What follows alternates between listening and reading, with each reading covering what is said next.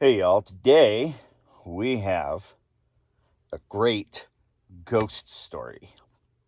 Or at least, that's what they claim. We're going to start out, if I can turn these pages,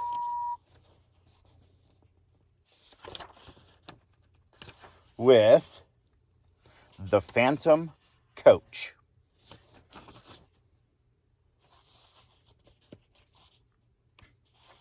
And we'll have to see if this is a scary story. The circumstances I am about to relate to you have truth to recommend them. They happened to myself, and my recollection of them is as vivid as if they had taken place only yesterday. 20 years, however, have gone by since that night. During those 20 years, I have told the story to but one other person. I tell it now with a reluctance which I find it difficult to overcome. All I entreat, meanwhile, is that you will abstain from forcing your own conclusion upon me. I want nothing explained away. I desire no arguments. My mind on this subject is quite made up, and having the testimony of my own senses to rely upon, I prefer to abide by it. Well, it was just 20 years ago, and within a day or two of the end of the grouse season.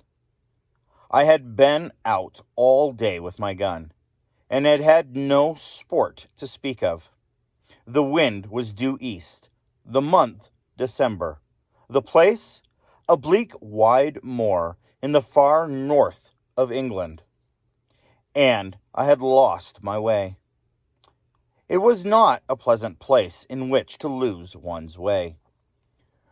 With the first feathery flakes of coming snowstorm just fluttering down upon the heather, and the leaden evening closing in all around, I shaded my eyes with my hand and started anxiously into the gathering darkness, where the purple moorland melted into a range of low hills, some 10 or 12 miles distant. Not the faintest smoke wreath, not the tiniest cultivated patch or fence or sheep track met my eyes in any direction. There was nothing for it but to walk on, and take my chance of finding what shelter I could by the way. So I shouldered my gun again and pushed wearily forward, for I had been on foot since an hour after daybreak, and had eaten nothing since breakfast. Meanwhile, the snow began to come down with ominous steadiness, and the wind fell.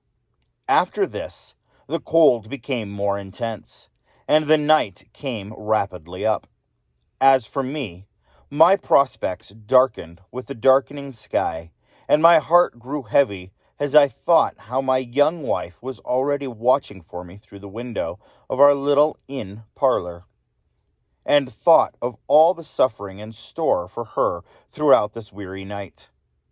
We had been married 4 months, and, having spent our autumn in the Highlands, were now lodging in a remote little village situated just on the verge of the great English moorlands. We were very much in love, and, of course, very happy. This morning, when we parted, she had implored me to return before dusk, and I had promised her that I would. What would I have not given to have kept my word? Even now, weary as I was, I felt that with a supper, an hour's rest, and a guide, I might still get back to her before midnight, if only guide and shelter could be found. And all this time the snow fell, and the night thickened. I stopped and shouted every now and then, but my shouts seemed only to make the silence deeper. Then a vague sense of uneasiness came upon me, and I began to remember stories of travelers who had walked on and on in the falling snow until, wearied out, they were fain to lie down and sleep their lives away. Would it be possible, I asked myself, to keep on thus through all the long dark night? Would there not come a time when my limbs must fail, and my resolution give way, when I, too, must sleep the sleep of death? Death? I shuddered. How hard to die just now, when life lay all so bright before me.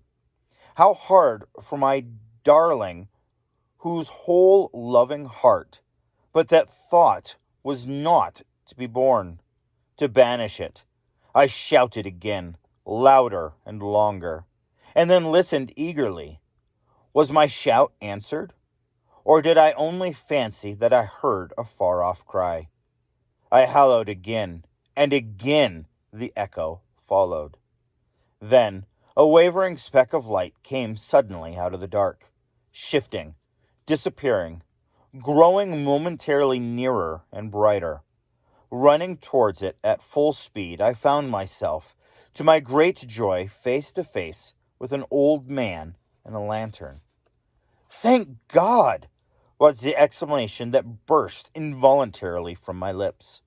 Blinking and frowning, he lifted his lantern and peered into my face. "What for?" growled he sulkily. "Well, for you. I began to fear I should be lost in the snow." "Aye, then folks do get cast away hereabout fra time to time. And what's to hinder you from being cast away likewise, if the Lord's so minded?" "If the Lord is so minded that you and I shall be lost together, friend, we must submit," I replied. "But I don't mean to be lost without you. How far am I now from Dwalding?" "A good 20 mile, more or less." "And the nearest village?" "The nearest village is Wyke, and that's 12 miles the other side." "Where do you live, then?" "Out yonder," he said with a vague jerk of the lantern.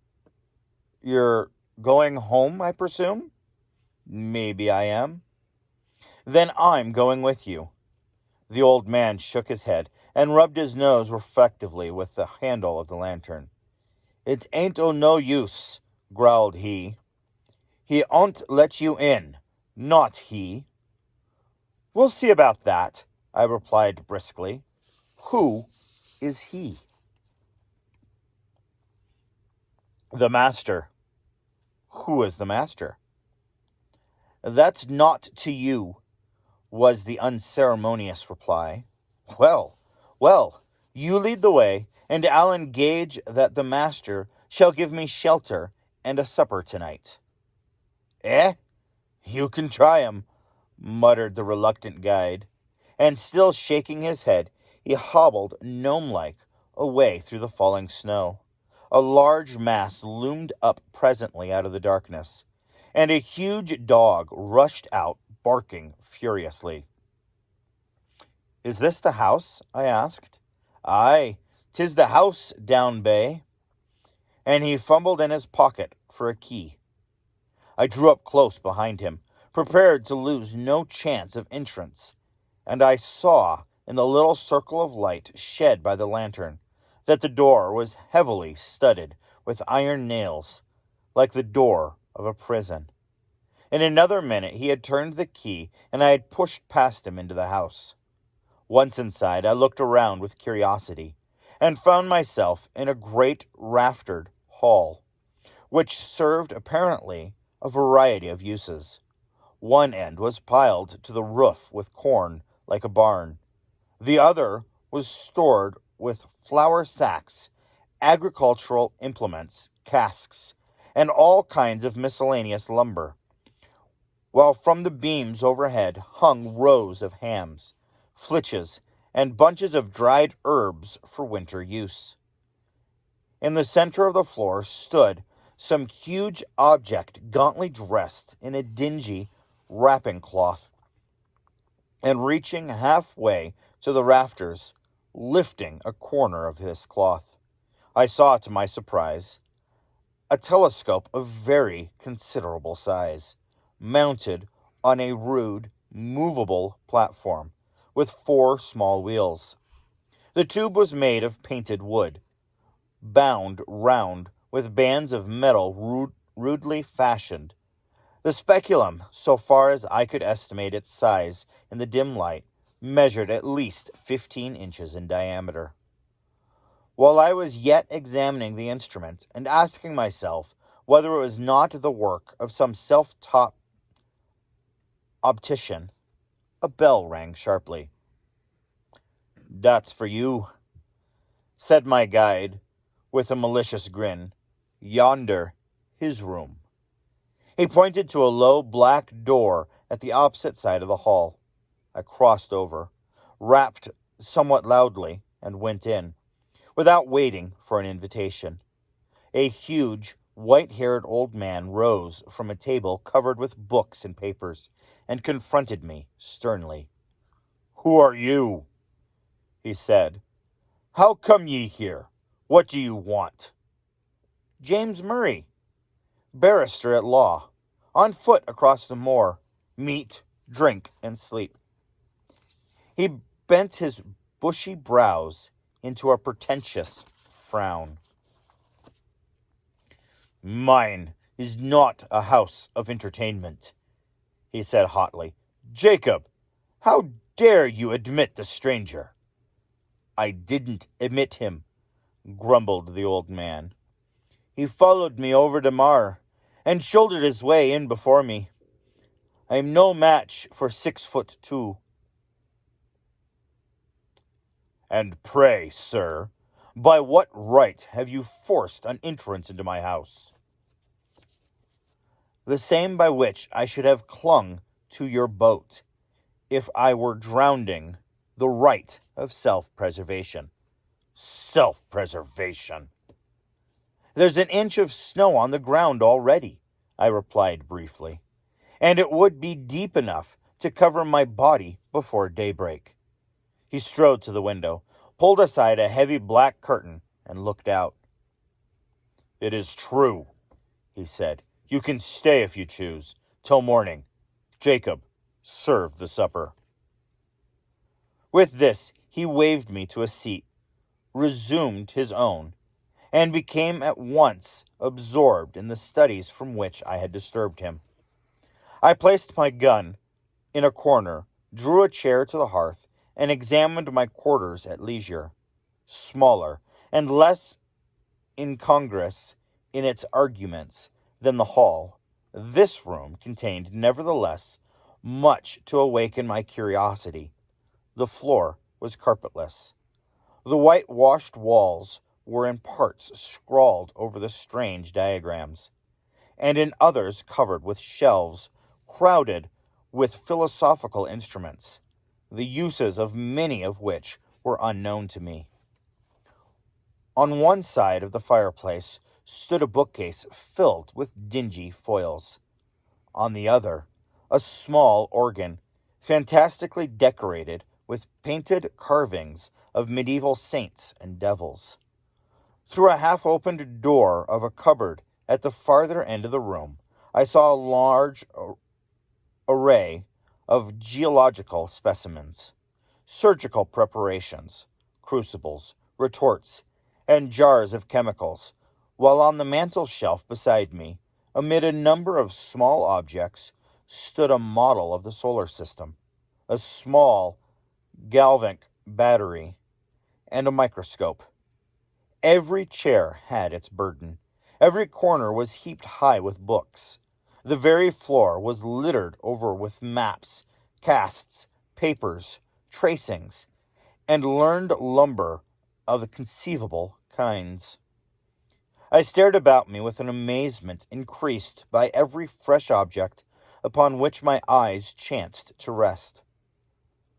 So strange a room I had never seen, yet seemed it stranger still.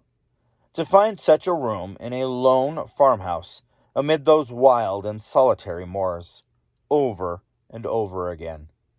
I looked from my host to his surroundings, and from his surroundings back to my host, asking myself who and what he could be.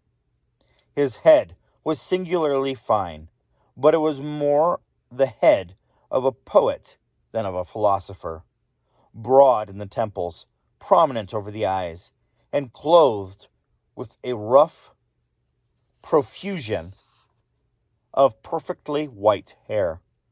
It had all the ideality and much of the ruggedness that characterizes the head of Louis von Beethoven. They were the same deep eyes about the mouth, and the same stern furrows in the brow. There was the same concentration of expression. While I was yet observing him, the door opened, and Jacob brought in the supper. His master then closed his book, rose, and with more courtesy of manner than he had yet shown, invited me to the table. A dash of ham and eggs, a loaf of brown bread, and a bottle of admirable sherry were placed before me. "I have but the humblest farmhouse fare to offer you, sir," said my entertainer. "Your appetite, I trust, will make up for the deficiency of our larder." I had already fallen upon the veins, and now protested, with the enthusiasm of a starving sportsman, that I had never eaten anything so delicious. He bowed stiffly, and sat down to his own supper, which constituted primitively of a jug of milk and a basin of porridge. We ate in silence, and when we had done, Jacob removed the tray. Then I drew my chair back to the fireside.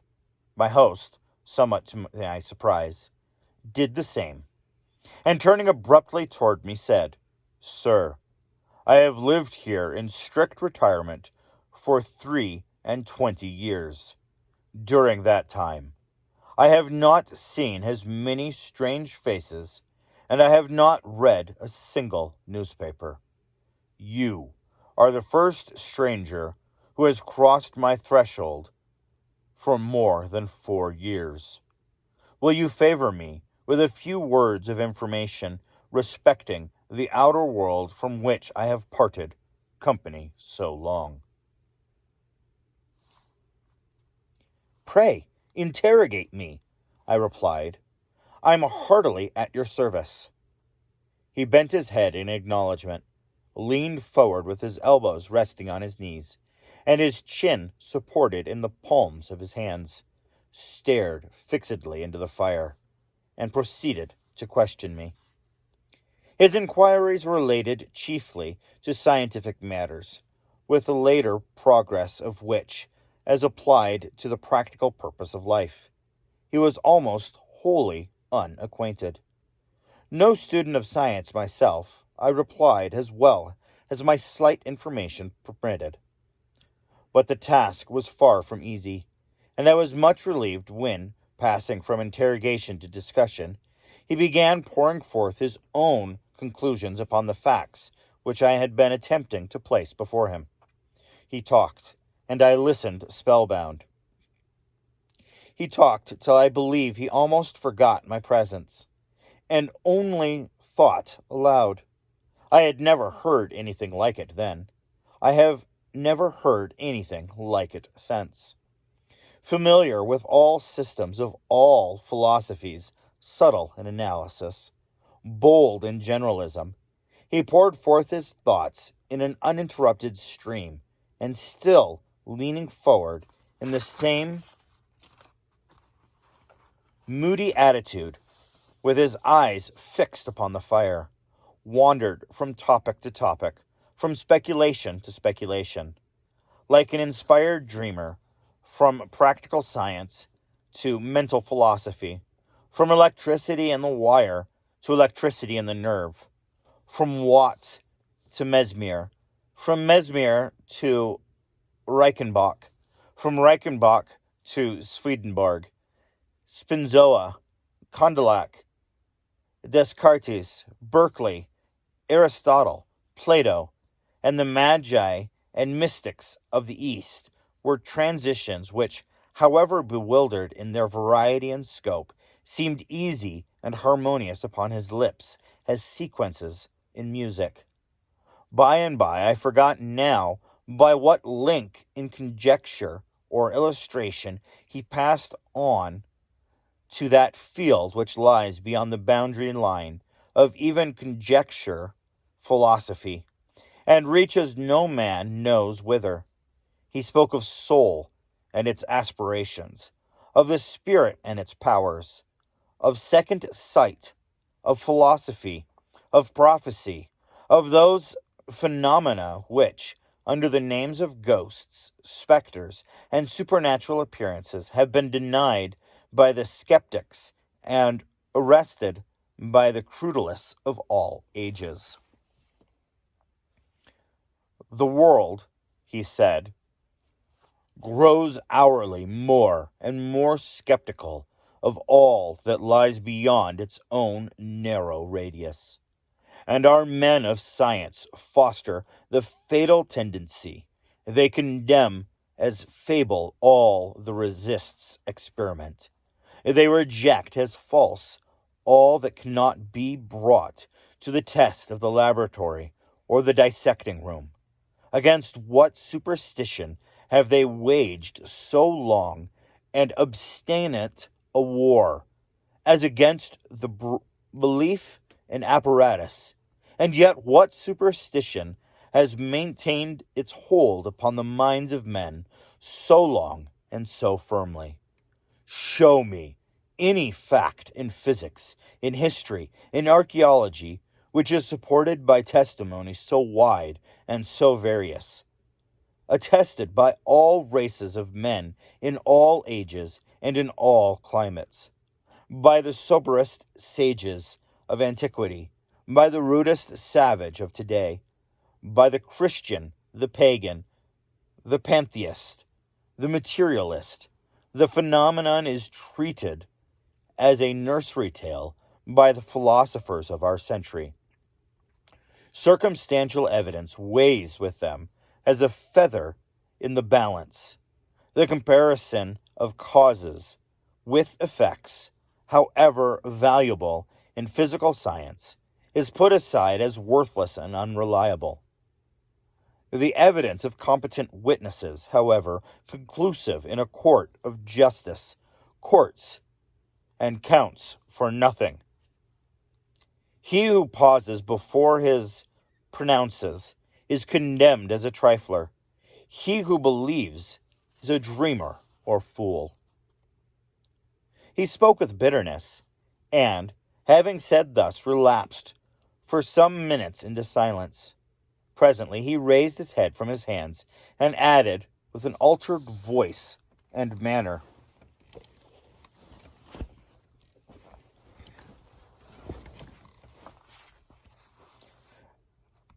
I, sir, paused, investigated, believed, and was not ashamed to state my convictions to the world. I, too, was branded as a visionary, held up to ridicule by my contemporaries, and hooted from the field of science in which I had labored with honor during my best of years. These things happened just 23 years ago. Since then, I have lived as you see me living now. And the world has forgotten me, as I have forgotten the world. You have my history. It is a very sad one, I murmured, scarcely knowing what to answer. It is a very common one, he replied. I have only suffered for the truth, as many a better and wiser man have suffered before me. He rose, as if desirous of ending the conversation, and went over to the window. It has ceased snowing, he observed as he dropped the curtain and came back to the fireplace. Ceased? I exclaimed, starting eagerly to my feet. Oh, if it were only possible. But no, it is hopeless. Even if I could find my way across the moor, I could not walk 20 miles tonight. Walk 20 miles tonight? Repeated my host.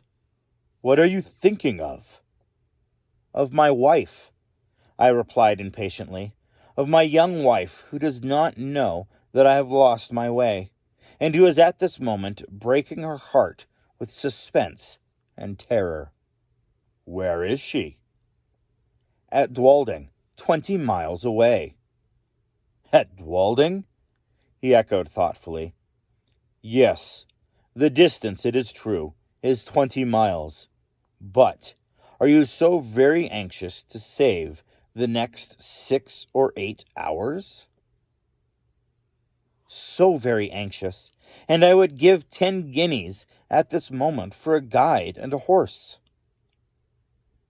Your wish can be gratified at a less costly rate, he smiled.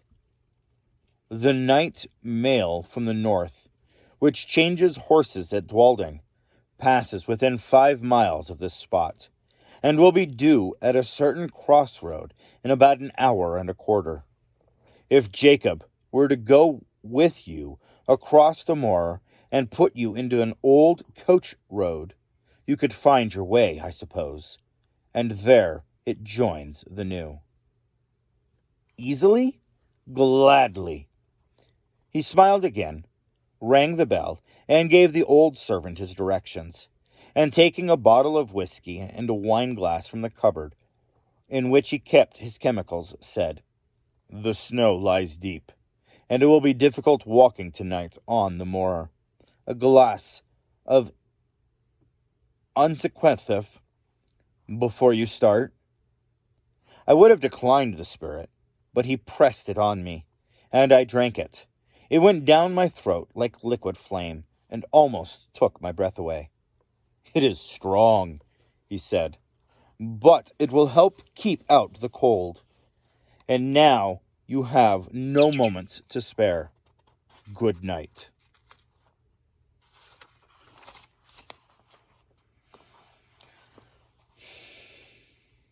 I thanked him for his hospitality, and would have shaken hands, but that he had turned away before I could finish my sentence.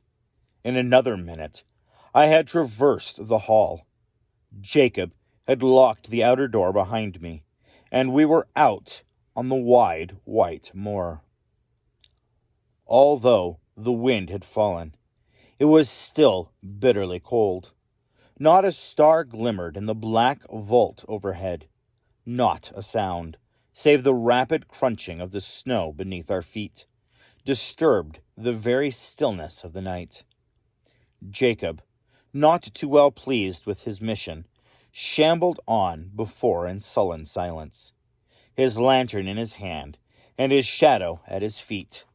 I followed with my gun over my shoulder, a little inclined for conversation as myself. My thoughts were full of my late host. His voice yet rang in my ears. His eloquence yet held my imagination captive. I remember to this day with surprise how he over-excited my brain, retained whole sentences and parts of sentences, troops of brilliant images, and fragments of splendid reasoning, in the very words in which he had uttered them, musing thus over what I had heard, and striving to recall a lost link here and there. I strode on to the heels of my guide, absorbed in the unobservant. Presently, at the end, as it seemed to me, of only a few minutes, he came to a sudden halt and said, Yon's your road. Keep the stone fence to your right hand, and you can't fail of the way. This, then, is the old coach road? Aye, 'tis the old coach road. And how far do I go before I reach the crossroads? Nigh upon 3 mile. I pulled out my purse and he became more communicative. "The road's fair enough," said he, "for foot passengers, but 'twas over steep and narrow for the northern traffic. You'll mind where the parpet's broken away, close agin and signpost. It's never been mended since the accident." "What accident?" "Aye, the night mail pitched right over into the valley below. A god 50 feet and more, just at the worst bit o' road in the whole country." "Horrible. Were many lives lost?" "All. 4 were found dead, and two died next morning." "How long is it since this happened?" Just to 9 year." "Near the signpost, you say?" "I will bear it in mind. Good night." "Good night, sir, and thank ye." Jacob pocketed his half-crown, made a faint pretense of touching his hat, and trudged back by the way he had come. I watched the light of his lantern till it quite disappeared, and then turned my purse my way home. This was no longer matter of the slightest difficulty, for, despite the dead darkness overhead, the line of stone fence showed distinctly enough against the pale gleam of the snow. How silent it seemed now, with only my footsteps to listen to. How silent and how solitary. A strange, disagreeable sense of loneliness stole over me. I walked faster. I hummed a fragment of a tune. I cast up enormous sums in my head, and acclimated them at compound interest. I did my best, in short, to forget the startling speculations to which I had but just been listening, and, to some extent, I succeeded. Meanwhile, the night air seemed to become colder and colder, and though I walked fast, I found it impossible to keep myself warm. My feet were like ice. I lost sensation in my hands, and grasped my gun mechanically.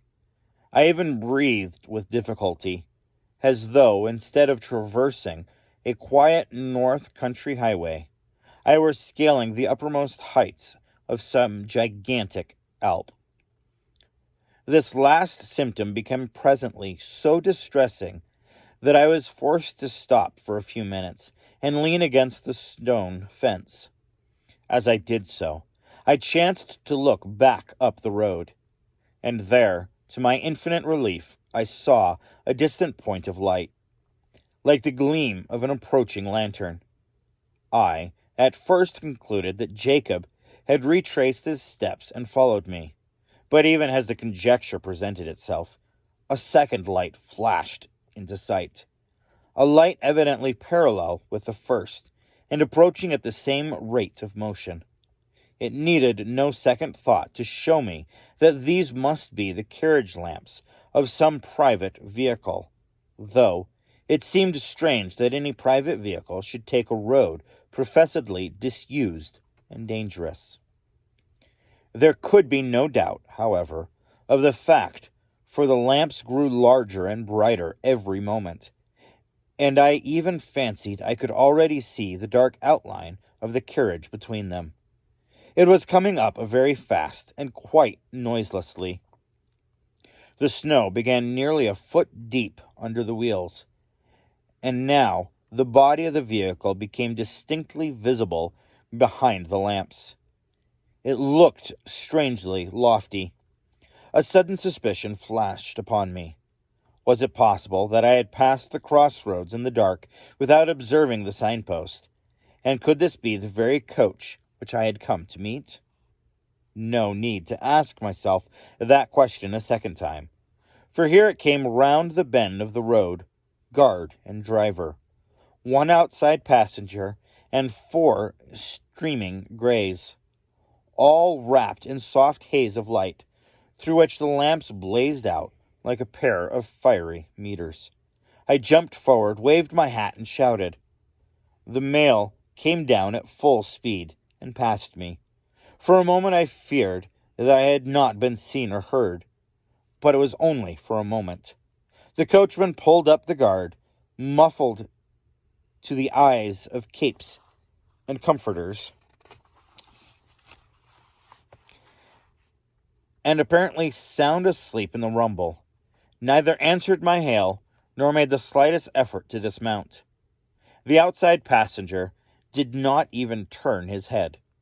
I opened the door for myself and looked in.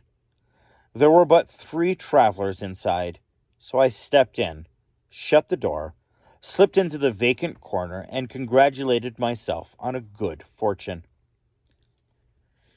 The atmosphere of the coach seemed, if possible, colder than that of the outer air, and was pervaded by a singularly damp and disagreeable smell. I looked round at my fellow passengers. They were all 3 men, and all silent.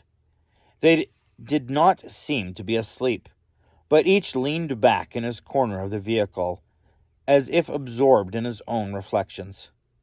I attempted to open a conversation. "How intensely cold it is tonight," I said, addressing my opposite neighbor. He lifted his head, looked at me, and made no reply. "The winter," I added, "seems to have begun in earnest."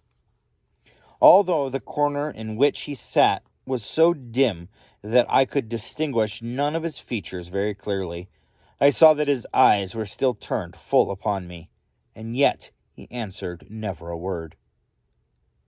At any other time I should have felt, and perhaps expressed, some annoyance, but at that moment I felt too ill to do either.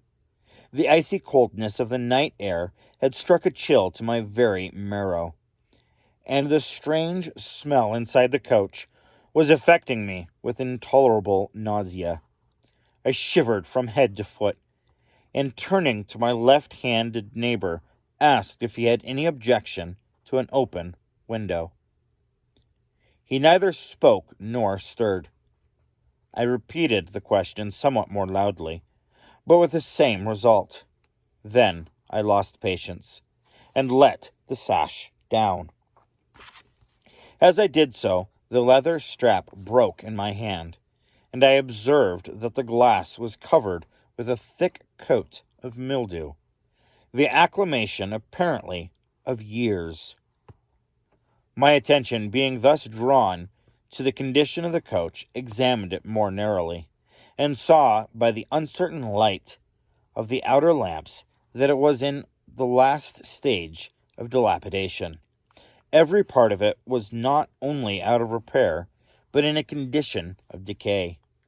The sashes splintering to the touch, the leather fittings were crusted over with mold and literally rotting from the woodwork.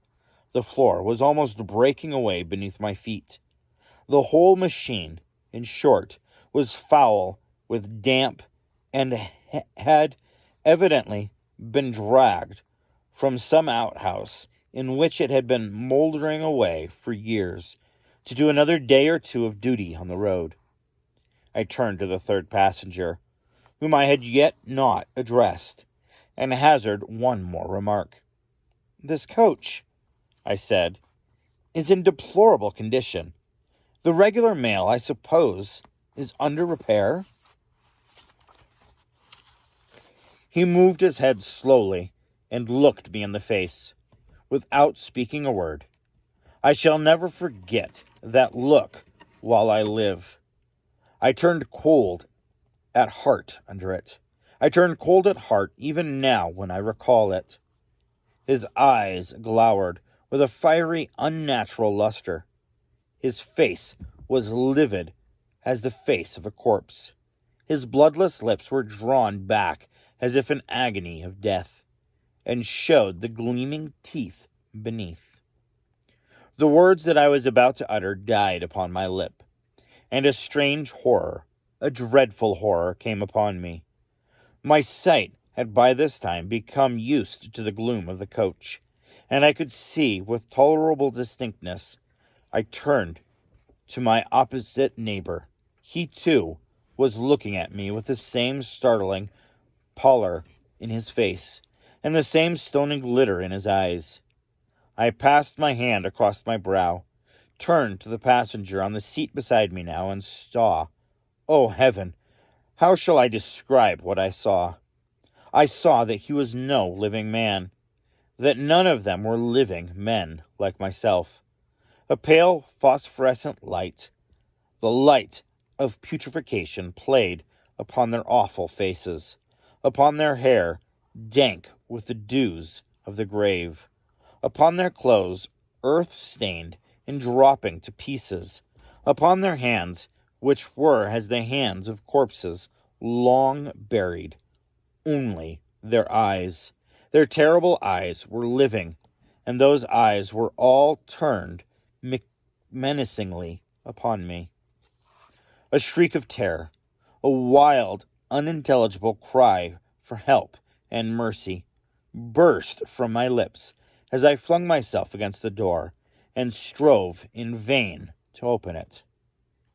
In that single instant, brief and vivid, with a landscape beheld in the flash of summer lighting, I saw the moon shining down through a rift of stormy cloud, the ghastly signpost rearing its warning finger by the wayside, the broken parapet, the plunging horses, the black gulf below. Then the coach reeled like a ship at sea. Then came a mighty crash, a sense of crashing pain, and then darkness. It seemed as if years had gone by when I woke one morning from a deep sleep and found my wife watching by my bedside. I will pass over the scene that ensued and give you in half a dozen words the tale she told me with tears of thanksgiving. I had fallen over a precipice, close against the junction of the old coach road and the new, and had only been saved from certain death by lighting upon a deep snowdrift that had accumulated at the foot of the rock beneath. In this snowdrift I was discovered at daybreak by a couple of shepherds, who carried me to the nearest shelter, and brought a surgeon to my aid.